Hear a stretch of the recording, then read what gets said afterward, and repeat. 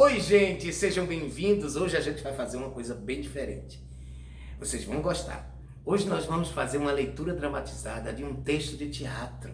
Olha só, se trata de um espetáculo para infância e juventude, chamado End Project Off, um futuro desagradável. Texto escrito por mim, Paulo de Pontes. Espero que vocês gostem, então aguçem seus ouvidos, abram bem seus olhos e vamos nos deixar embarcar nessa viagem, ok? Então atenção, primeiro sinal, nada. Segundo sinal, vazio. Terceiro sinal, começou. Um jovem robô, pendurado de cabeça para baixo em uma espécie de depósito de sucatas robóticas e também uma espécie de nave, uma nave espacial, um objeto flutuante controlado por controle remoto atravessa o palco com a seguinte informação: ano 2168, planeta Terra controlado. E aí, ele voando pela plateia diz: Hoje em dia, o planeta Terra é habitado apenas por máquinas e robôs criados exclusivamente para servirem aos humanos que agora moram no planeta Marte. A vida humana em Marte depende da energia enviada da Terra. Os escravos robôs são responsáveis pela sobrevivência humana no planeta vermelho. Máquinas e robôs que desobedecerem ou apresentarem falhas são enviados para o depósito e são desativados e permanecem off até a desmontagem total. End Project Off foi desativado há 3 anos, apresentou defeito irreversível, parou de trabalhar e só olhava o mar. Sons de sirene, raios de luzes atravessam o espaço cênico. Tempo, escuridão total, e o som da chuva anuncia uma tempestade. Trovões e relâmpagos surgem, até que um raio brutal atinge o robô desativado. A forte energia da natureza aciona a bateria e faz com que o robô volte a funcionar. A tempestade para. Ainda preso às correntes, de cabeça para baixo, o jovem robô gesticula com dificuldade e aciona em si próprio uma tecla de reiniciação do sistema. Voz de computador. Project End On. Project End On. Reinicialização concluída. End se liberta. End anda por muito tempo pelo palco, percorrendo todo o local, reconhecendo o local, conectando-se de volta. End emite muitos sons, sons de máquinas, nenhum dialeto humano. Liga e aciona equipamentos que vão iluminar e sonorizar todo o espaço. Nesse depósito de sucatas robóticas, a única energia ligada ali, naquele momento, é a de End. Ali perto fica o mar, lugar onde ele gosta muito de ficar. Uma onda traz uma velha garrafa PET, aquelas de Coca-Cola, com um objeto não identificado no seu interior. End não tem reações humanas e nem sentimentos. Ele pega a garrafa, ele analisa, agita e percebe que há algo ali dentro solto. Em seu corpo, no corpo de End, existe um scanner de identificação onde ele aproxima o objeto. Aí sai uma voz do sistema. Identificação de conteúdo concluída. espécie de embalagem plástica em formato de cone utilizada para conservar líquido destinado ao consumo humano. Objeto resistente e de difícil decomposição. Em seu interior contém um outro objeto, um pendrive, instrumento tecnológico obsoleto criado para guardar, salvar e armazenar informações e resgatar memórias e arquivos virtuais. Ano de fabricação 2017, modelo desconhecido. Andy abre então a garrafa, tira o pendrive e aciona em seu próprio corpo, onde existe também uma entrada para a leitura de pendrive. O sistema de Andy consegue ler objetos antigos também.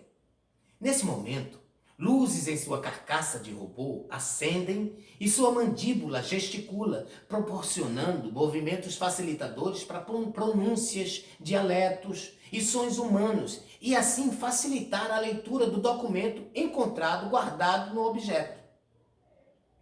Como se ele mesmo descrevesse o projétil, o pendrive, entende? Andy: socorro! Socorro! Socorro! Aí Andy assusta-se. Desliga o objeto e joga no chão. Olha fixamente para a plateia, desiste e vai embora. Mas volta decidido. Aciona novamente o objeto. Andy: socorro! Me chamo Socorro e salvo histórias e as lanço ao mar dentro de uma garrafa para o futuro lembrar. Começa aqui o destino de Andy. Socorro, aquela de dentro da garrafa, mudará tudo no tempo de Andy. Primeira história. Davi foi fazer a sua última sessão de quimioterapia. Dentro dele, do sangue dele, acontece uma guerra terrível entre glóbulos brancos e glóbulos vermelhos. Está deixando-o quebrar. Algo sai errado e deixa ele muito falhado. A quimioterapia é uma espécie de ajuda, sabe? Um caminho possível de conserto, um antídoto para voltar a funcionar e fazê-lo voltar a brincar na Terra. A enfermeira responsável, naquele dia, em aplicar a sessão de quimioterapia de Davi, era uma iniciante na sua vontade. A vontade nasceu com ela. A vontade antes era só um sonho, sabe? Um sonho grande. Um sonho que de tanto sonhar transformou-se em desejo. Um desejo grande. Um desejo que de tanto desejar transformou-se em realidade. Uma realidade grande. Uma realidade tão grande que ela quase não conseguiu acreditar. Mas a realidade é a certeza de realizar. Nem estou entendendo direito o que eu estou falando. Vocês entenderam, né? E aquela realidade alcançada pela enfermeira transformou-se em uma grande vontade. A vontade de batalhar, de travar lutas. Uma grande vontade de ser guerreira estava começando a chegar. O primeiro dia daquela guerrilha num campo de batalha de um hospital é a prova de fogo para quem escolhe a cura, para se juntar. O primeiro dia daquela enfermeira e o último dia da batalha de Davi. Depois viria alta para um e plantão para o outro. Naquela ala daquele hospital fronte de batalha, existia também, além de Davi, outras 5 crianças à espera. 5 esperanças sem cabelo. 5 crianças, 5 esperanças sem cabelo. 5 carecas que estavam ansiosamente esperando a única coisa, a sessão final de Davi. A enfermeira, surpresa com aquela quantidade de criancinhas carequinhas da mesma esperança, acreditando que aquele batalhão de soldados mirins sem capacete estaria ali à espera da mesma coisa que Davi, a enfermeira pensou em desistir, ficou frouxa, queria desistir de batalhar. E muita gente para a enfermeira, a criatura só cuidar. Enfraqueceu então a vontade da enfermeira. A dúvida dela agora é sair dali ou é enfrentar? Engraçado. 5 corações a mais na esperança de se juntar. E ali, entre 5 soldados e um paciente medicado, a enfermeira não sabia nem por onde começar. Ela então ficou parada, balançando a cabeça, para lá e para cá, para lá e para cá. Quem visse de longe, com certeza acreditaria que aquela moça, aquela enfermeira, estaria dizendo um não, de tanto olhar para as 2 direções. 2 dúvidas foram valiosas para a enfermeira se transformar em comandante da tropa daquele exército disposto a guerrilhar. Um dos soldados careca, cansado de ver tanto não naquela cabeça indecisa daquela enfermeira, pediu para ela congelar a própria cabeça em direção oposta de Davi. A cabeça então obedeceu e congelou. A enfermeira entendeu que ali, por algum motivo, um só, aquele soldado era o querido. Ela entendeu que o querido queria também os outros 5 queridos. Eram amigos. Mas precisava da batalha delas para somar as querências todas. E de 5 queridos a tropa cresceria para 6. 6 queridos naquele momento. Sendo 6 queridos juntos, unidos, sairiam dali então voando bem alto e trariam nuvens, muitas nuvens para encher a fronha de travesseiro e dar à enfermeira para ela descansar a cabeleira suada de tanto batalhar o dia inteiro.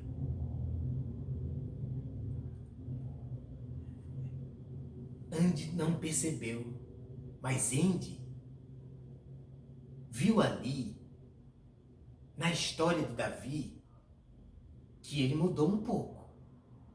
Nasceu interesse e vontade e uma sensação desconhecida até então.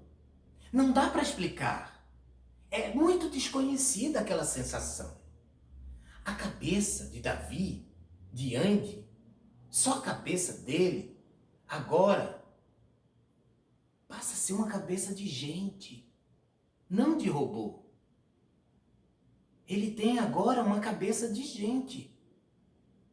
Porém, ele ainda não percebe a transformação. E aí, Andy expressa, depois dessa história de Davi, o seu primeiro sinal de emoção. Alegria. E aí, ele esboça um sorriso. Segunda história do pendrive. Seu Caridade não é religioso, mas é um santo de tão generoso que ele é. Bom, ele morava numa cidadezinha que só tinha uma rua, uma padaria, uma vendinha, uma igreja, uma escola e 2 dúzias de casas. Com habitantes muito simples, de vida simples, e que se diziam assim, muito religiosos, sabe? Cheios de fé. Tem gente que gosta de viver agradando os outros. Colecionando favores.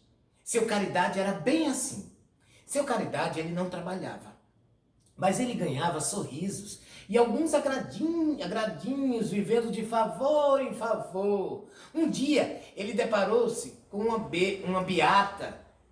Sabe o que é beata, né? Uma religiosa.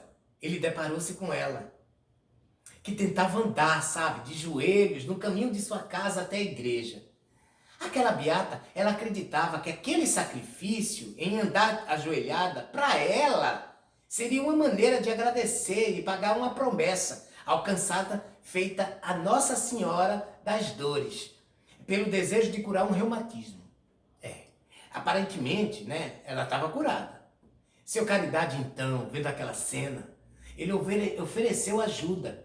Ele mesmo se ofereceu para andar de joelhos no lugar daquela beata, em troca de um agrado. Depois disso, aí tudo virou rotina naquela cidade. O pagador de promessas daquela cidade inteira virou seu Caridade. Seu Caridade, então, virou um burro de carga de pagamento de promessas alheias. E milagres, muitos milagres aconteciam em qualquer situação. Para isso ele servia. Olha, barba, cabelo e unha cresceram por causa de uma promessa da parteira da vila. Ele passou então a andar descalço para pagar uma graça do pai, do confeiteiro, por conseguir curar uma forte pneumonia. Todo dia santo, seu Caridade ficava sem comer para pagar a promessa de outra beata, a mais fofoqueira da cidade, por ter casado sua filha com o filho do prefeito. Olha, toda a última sexta-feira de cada mês, o seu Caridade só andava de costas para pagar outra promessa de uma fulana aí, que pedia muito para ter uma filha mulher. Depois de 12 filhos homens, finalmente veio uma menina. Com o passar dos anos, a fé pesava muito nas costas do seu Caridade, ao ponto de pedirem promessas cada vez mais estranhas pro coitado pagar. E ele sempre cumprindo, ele cumpria. Olha, comer carne vermelha, de sapo, nas segundas-feiras, ficar ao relento de madrugada pelado, gastando velas até o amanhecer, dar voltas e voltas na cidade ajoelhados, dormir de cabeça para baixo durante 4 domingos e por aí vai. Olha, seu Caridade foi perdendo as forças e aos poucos ele foi enfraquecendo. Aquela energia dele foi acabando, gente. Foi tragada pelas dívidas dos outros cumpridas. Seu Caridade, então, morgou, cansou, caiu no abismo da tristeza e da cama. Depressão. A cidade ficou empolvorosa e preocupada com o estado triste do homem, com medo de perderem o esteio, a cruz, o salvador das dívidas alheias. Resolveram fazer uma promessa coletiva para todos os santos. Seu Caridade tinha que voltar ao estado normal da cabeça e da saúde. Queriam mesmo a disposição de volta. Olhando assim, parece ser uma promessa impossível de ser alcançada. Pediram para a Liga Celestial inteira, em praça pública, o microfone e em cima do trio elétrico. Em troca da graça alcançada, a de trazer alegria e disposição ao coitado, construíram a maior escada já construída na região e subiram até o último degrau para tocar nas mãos de Deus, no manto da salvação, nas mãos do menino Jesus e agradecer pessoalmente. No terceiro dia, como num milagre, seu Caridade acordou, gente, curado, sarado, disposto e feliz. Perplexa, a cidade declarou então, feriado. E juntou todas as escadas que existiam ali nas redondezas. E aí toda a população, que não era muito grande, emendou as escadas, soldou, amarrou uma escada na outra e todos juntos levantaram aquela gigantesca escada, arma pagadora ao esteio coletivo. Em 7 dias ficou pronta aquela escada, a maior escada do mundo. Gente, a altura daquela escada era infinita. Mas cadê a coragem de subir? Quem tinha coragem de subir aquela escada? Cadê? Quem ali teria coragem, gente? Quem ali seria capaz de escalar um instrumento tão grande daquele? Quem, em plena consciência, haveria de pagar o recebimento? Adivinha? Adivinha? Caridade! Seu Caridade! Ofereceram títulos ao coitado, pediram, imploraram e convenceram. Seu Caridade nunca se sentiu tão querido na vida, tão desejado, tão tudo, sei lá. Seu Caridade de degrau em degrau foi subindo cada vez mais aquela escada. Quanto mais alto subia, o povo lá embaixo, diminuindo, virando anão, formiga, pó e nada. Ali, naquela altura infinita, não se enxergava mais vida. Seu Caridade, naquela distância, só enxergava a terra e o silêncio. O tempo foi passando. E o povo na praça esperando o seu Caridade voltar. Esperando, esperando, e nada. Ouviam-se muitos boatos que seu Caridade ficou preso num satélite desse qualquer, que pegou carona num foguete e virou morador de um outro planeta, talvez Marte, que encontrou parentes que já morreram, que virou santo, enfim. O fato é que seu Caridade não chegava. Passaram-se vários dias e nada de seu Caridade descer da escada. Resolveram então, de tanto esperar, desistir. E aí resolveram subir, um por um, para trazer a Caridade de volta. Curiosamente, a escada suportou o peso de toda a cidade.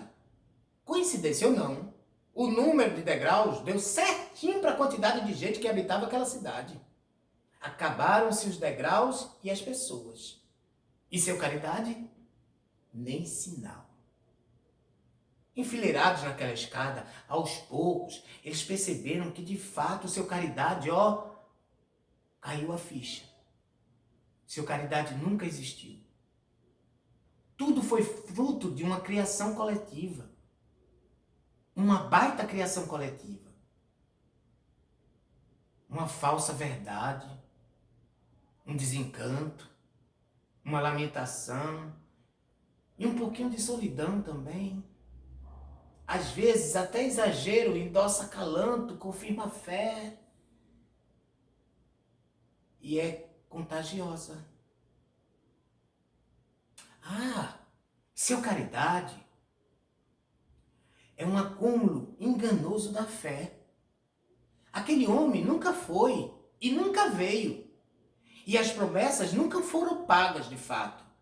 Pensaram então que enfileirados naquela escada, todos de uma só vez, seria impossível, porque teria que ter alguém muito forte para segurar a tal escada lá embaixo. Um possível alguém para ficar de base, sabe? Tentaram se enganar e resolveram dar continuidade ao delírio geral. Preferiram ainda andar, manter a fé e acreditar que seu Caridade estaria segurando a escada para a ascensão de todos, subindo. Afinal, isso seria mais fácil do que admitir que, na verdade, não aconteceu milagre nenhum, gente. Nunca! Aqueles que pediram sucesso nunca alcançaram. Os que pediram realizações também não realizaram. Seu Caridade. E a escada caiu. Toda a cidade caiu junto. E sumiu. Seu Caridade não desceu. O que será que aconteceu? Andy, depois dessa história, ele começa a olhar para cima, em direção ao planeta Marte. E começou a gritar: Seu Caridade! E nada. Seu Caridade! E nada.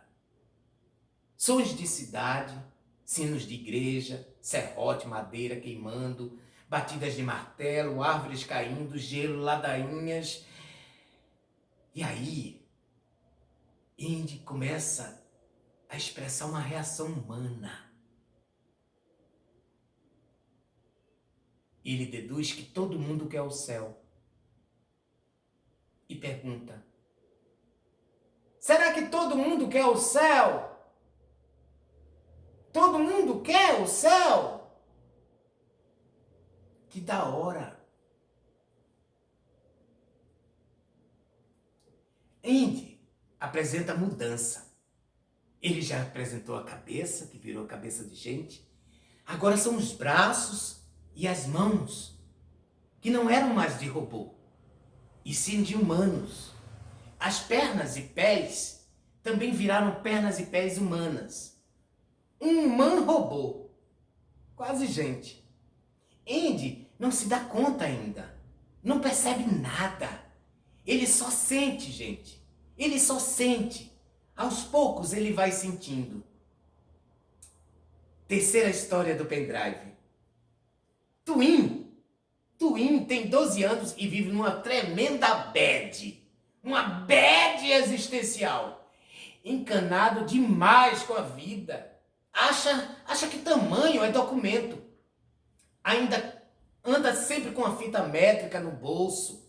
O seu tamanho, o tamanho de Twin, tem 1 metro só. Só 1 metro. Aí Andy dá uma pausa, Andy reflete, olha para a plateia e faz um comentário. Andy faz o seguinte comentário. Gente, tapem os ouvidos, eu quero falar um palavrão. Cocô! Cocô! E Andy volta à história de Twin. Twin é pequeno, gente. Tipo, Twin é muito pequeno. É pequeno em tudo. Até o pensamento de Twin era um diminutivo. Por ser mais baixo que todos os amigos de sua idade, sempre fez questão de se manter isolado, fechado, sozinho. Ficar de boa na sua. Twin, filho de pai e mãe baixinhos, que não ultrapassa 1,65 m. Twin não aceita ter o DNA da própria família, gente. Suas roupas são grandes demais para cortar ou com 2 números a menos para usar. Sapatos idem. Sentia-se parado ali no tempo. Não crescia de jeito nenhum. Ele não percebe, ao contrário da maioria, que ele é rápido demais. Não só no pensamento. Ele nasceu com uma velocidade no sangue. Aprendeu a andar muito antes que o normal. A falar antes que o normal. Aprendeu inglês sozinho. É o primeiro da classe. Nada mais rápido que os grandões. Assimila a tecnologia mais intensamente que qualquer pessoa. Tem um desenvolvimento muito precoce. Um dia, Twin viu um cavalo. Um cavalo puro sangue, que estava condenado ao sacrifício. Porque, ao contrário de todos os cavalos, o puro sangue, este nunca permitiu a montaria. Era arisco demais. Um animal arisco, de difícil relação. Twin, então, olhou nos olhos daquele cavalo e viu ali, naquele olhar, uma tristeza profunda. Seus olhos, os de Twin, refletia cumplicidade aos olhos do cavalo. E batia um arrependimento, sabe? Uma culpa e uma vergonha de se sentir diferente, de se sentir menor. Enquanto aquele animal estaria num lugar muito pior do que o dele. Ainda assim, o cavalo percebeu o constrangimento do garoto e relinchou. Depois de um tempo, o puro sangue baixou o pescoço como se reverenciasse um menino. E sem que ninguém percebesse, Twin resolveu subir, montar no cavalo. O que aconteceu? Ele caiu. Não ele, mas a ficha dele, gente. Caiu a ficha de Twin. Em cima do cavalo, Twin entendeu tudo. Entendeu que o que realmente é ser igualmente importante. Um homem alto. E como num milagre, o cavalo ficou manso ao receber o pequeno em suas costas. Começou a trotar. Foi nas costas do cavalo que Twin entendeu a grandiosidade de sua leveza e de sua estrutura mignon, pequena. O tamanho do menino não amedrontava o cavalo. Pelo contrário, a delicadeza de Twin fortalecia muito mais o cavalo, o condenado. O cavalo não foi mais sacrificado. Twin amadureceu. Os dois juntos são do tamanho do mundo. Som de cavalaria, relinchos de cavalo, trotes de cavalo. E os dois saíram, infinitamente trotando. Twin ficou maior do que todo mundo em cima do cavalo. Andy pede para as pessoas do público deixarem seus celulares no proscênio. Aquela parte da frente do palco. Boca de cena. Enquanto a plateia leva os aparelhos, uma chuva de robôs, bonecos, careca, carcaça, cai no centro do palco. E uma voz: desativar, descartar, destruir, abandonar, função off, função off. E aí, depois dessa história do cavalo e do Twin, foi que Andy percebeu que tinha se transformado em gente. Feito um Pinóquio, sabe? Apenas o coração ainda não era de gente. Faltava alguma coisa para ele adquirir um coração. Última história do pendrive. O coração do mundo. Depois de tantas viagens mambembes, um palhaço solitário e cansado fincou o pé em terras estrangeiras. Estagnou no tempo à espera de alguma coisa nova, que alguma coisa nova o salvasse. Pois bem, foi exatamente naquele momento que o seu nariz vermelho só apontava ao céu. O nariz do palhaço. Foi quando uma estrela, de tanto querer, avistou uma coisa caindo, até pousar, a poucos passos daquele mulambo pintado. O nariz apontava a queda e a curiosidade levantou a vontade de saber o que teria caído lá em cima. E por que teria caído aquela estrela? O palhaço, ele notou que naquele lugar existia um mistério particular, muito peculiar. Não enxergava pessoas, mas ele só enxergava o seu nariz vermelho. Sentia um cheiro forte de lobos. O palhaço, então, antes da queda da coisa do céu, só sentia a presença do fedor de lobos. Mas que lugar estranho, pensou. Acreditava que por conta daquele odor, o nariz só apontava para cima. Que era por conta do odor, da caatinga. Não demorou muito até a queda da coisa. Caiu! A coisa caiu bem perto e o nariz do palhaço apontava em direção para a coisa. Era noite. Ouvia-se o tempo todo os uivos dos lobos, mas nunca dava para vê-los. Aos poucos, o nariz do palhaço foi se aproximando da coisa que caiu. E o palhaço se deixou levar pelo nariz. E ao chegar bem perto da coisa, mesmo no escuro, aquele nariz começou a sentir um leve cheiro de incenso queimado, vindo daquela coisa caída. O palhaço conseguiu enxergar. Ali bem na sua frente estava seu nariz. O seu nariz de palhaço, bem na frente do nariz, estava caída no chão de terra. Estava uma coisa esquisita, que mais parecia uma estrela. Sim, gente, era mesmo uma estrela caída. Apagou-se. Coitada, a estrela apagou-se com a queda. Mas o nariz percebeu que ela ainda estava respirando. Afinal, de respiração, o nariz de palhaço entende muito. Ele era muito íntimo. Foi quando o palhaço olhou bem vesgo para o nariz e suspirou. E nesse suspiro, ele percebeu um silêncio. Um silêncio no ar. Os uivos dos lobos calaram. Um certo perigo no ar, sabe? O nariz subiu no ar e começou a fungar. O cheiro de incenso queimado foi tomando pelo fedor da fera. E agora? O palhaço tentou escapar, mas o nariz não deixava o pintado sair do lugar. o palhaço custou aceitar que aquela estrela precisava voltar a brilhar. Caso contrário, seria terrível seu destino em acabar virando lobo naquele lugar. Era o segredo daquele lugar. Toda estrela que caía ali virava lobo para mastigar. Porque ele ouviu falar. Ele ouviu falar que naquelas terras as pessoas morrem para virar estrelas. E algumas que querem voltar, caem de volta apagadas. Mas antes de apagarem por inteiro, elas se transformam em lobos fedidos, ficando nelas apenas 2 pingos da luz. Os olhos da fera do lobo,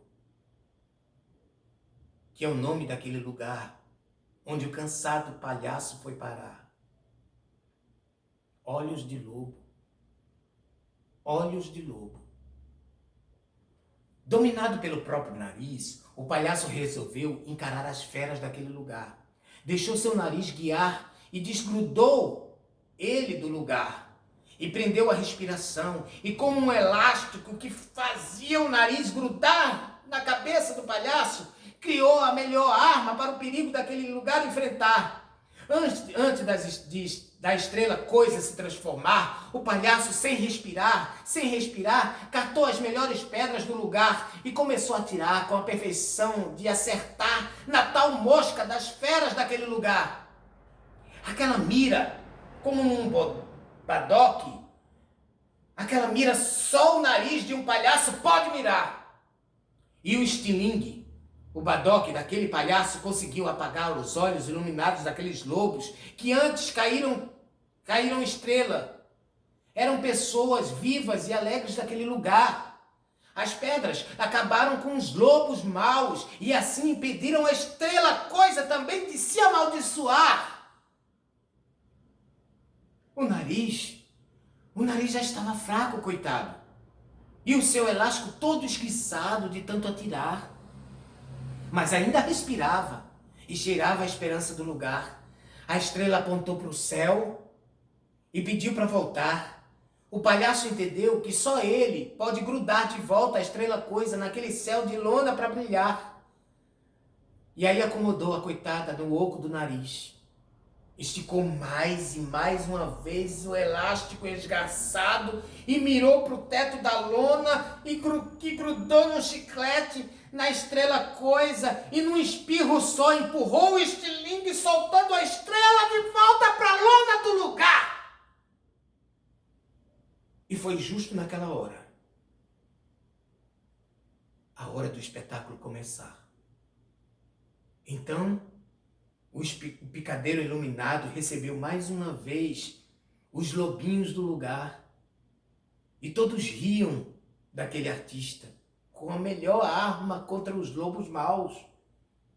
Um nariz vermelho é que faz o palhaço mambembar.